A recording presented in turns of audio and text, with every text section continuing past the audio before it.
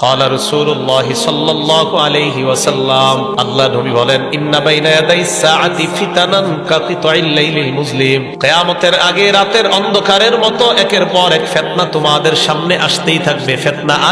থাকবে ফিতনা কমবে না বাড়তেই থাকবে ইউসবিহুর রাজুলু ফিহা মুমিনা ওয়া ইউমসি কাফিরা আল্লাহ নবী বলেন ওই জামানায় সকালবেলা মানুষ ঈমানদার অবস্থায় কাটাবে বিকালবেলা মানুষ বেঈমান হয়ে যাবে বিকালবেলা ঈমানদার অবস্থায় কাটাবে সকালবেলা মানুষ বেঈমান হয়ে যাবে বলেন নাউজুবিল্লাহ তাহলে বলেন তো ওই জামানা কি সামনে আসবে না বর্তমানে চলতেছে পরীক্ষা একের পর এক পরীক্ষা এই যে জামানার মধ্যে একের পর এক পরীক্ষা